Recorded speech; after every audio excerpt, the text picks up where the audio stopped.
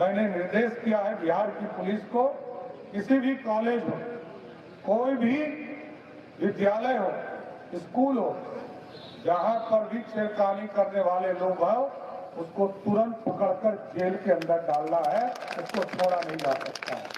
3 तरह के माफिया को किसी भी हालत में नहीं छोड़ा जाएगा, चाहे वो जमीन माफिया हो, शराब माफिया हो और बालू माफिया हो, सबको चिन्हित करने का काम हम कर रहे हैं। अभी तक 400 लोगों को चिन्हित किया और अभी 1200 का नया लिस्ट बनाया और इस तमाम लोगों को न्यायालय से आदेश लेकर उनको भी ध्वस्त करूंगा और उनको जेल के अंदर भी डालकर रखूंगा। साथियों, सम्मानित मंच और मंच के सामने जिनकी ताकत पर, जिनके आशीर्वाद से बिहार में हम लोगों ने इतने बड़े लोकतंत्र में 202 सीटें जीता, आप तमाम कार्यकर्ताओं को मैं सर्वप्रथम सबको धन्यवाद और सम्मान आपका करता हूं। साथियों, आज यदि मैं गृह मंत्री हूं, नीतीश कुमार जी मुख्यमंत्री हैं और यहाँ पर दिलीप जायसवाल जी बिहार के उद्योग के क्षेत्र में मंत्री के तौर पर काम करेंगे और आपके यहाँ संजय गुप्ता जी काम करेंगे, रत्नेश कुशवाहा जी काम करेंगे, तो इसका एक ही कारण है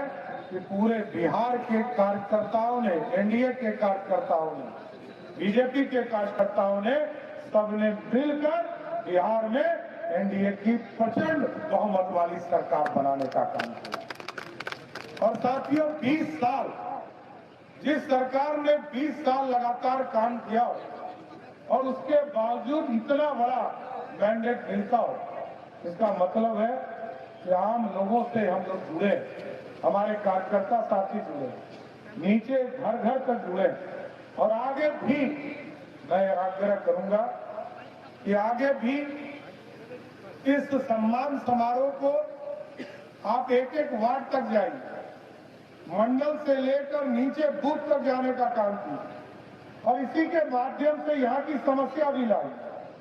किस बूथ पर क्या समस्या है, उसकी समस्या संजय गुप्ता जी को भी बताइए और मैं आपको स्वस्थ करता हूं कि सरकार की ओर से नीतीश कुमार की सरकार आपके एक एक समस्या को दूर करने का काम बिहार की सरकार करेगी। साथी, इसलिए अभी तो कई सपने पूरे कर रहे हैं। साथी, आज आपके बगल में स्टेडियम बनना है और विशाल स्टेडियम बनाना है, जिसमें पूरे दुनिया के क्रिकेटर इस मैच को खेलने के लिए शहर में आ सके। लंबे समय से लोग इंतजार कर रहे हैं, 30 साल से ये सपना पूरा नहीं हो पाया।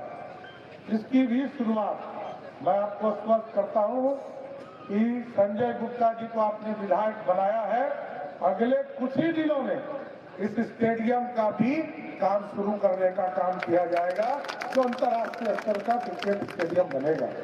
और कई चीजें हैं, चाहे वो सैदपुर नाला हो या अन्य कोई भी चीज, कई चीजें मैं देखता हूँ। ट्रैफिक, पटना में मैंने विशेष तौर पर कहा है कि ट्रैफिक की व्यवस्था को थोड़ा दुरुस्त करना है और अगले 3 महीने में हम लोगों ने कहा कि एक टेम्पोररी सॉल्यूशन निकालो, 1 वे का कंसेप्ट लाओ और एक साल के अंदर परमानेंट सॉल्यूशन करो। परमानेंट सॉल्यूशन करने के बाद स्वाभाविक तौर पर छोटे छोटे चीजों को करने से पूरे बिहार में स्थिति अच्छी हो सकती है ट्रैफिक की।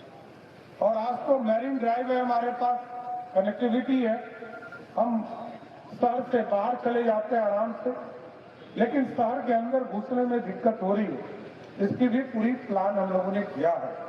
और जो सबसे महत्वपूर्ण चीज है, मैंने निर्देश किया है बिहार की पुलिस को, किसी भी कॉलेज हो, कोई भी विद्यालय हो, स्कूल हो, जहां पर भी छेड़खानी करने वाले लोग हो, उसको तुरंत पकड़कर जेल के अंदर डालना है, उसको छोड़ा नहीं जा सकता।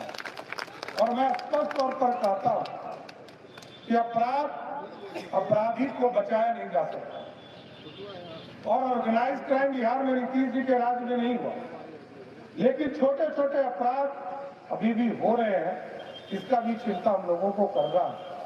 सुशासन स्थापित करना, क्योंकि आदरणीय प्रधानमंत्री जी और आदरणीय मुख्यमंत्री जी लगातार चाहते हैं कि बिहार में सुशासन और अच्छा हो। सीसीटीवी कैमरा हम बढ़ाएंगे और पूरी व्यवस्था को खड़ा करना है।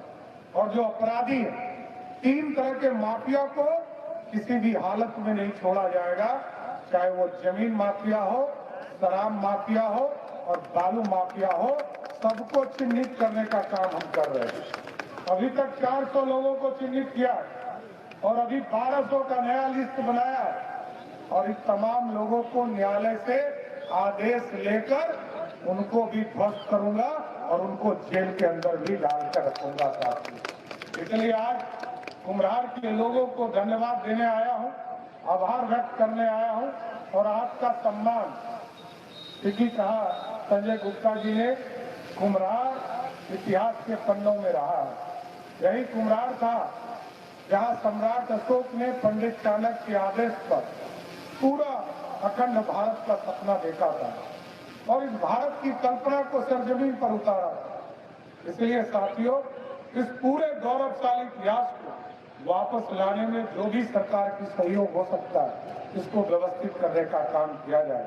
इसलिए साथियों, मैं फिर से आप तमाम लोगों को धन्यवाद देता हूं और आपके सहयोग से ही सरकार बना है। एक बार जोर से बोलिए, भारत माता की, भारत माता की जय। जय श्री राम।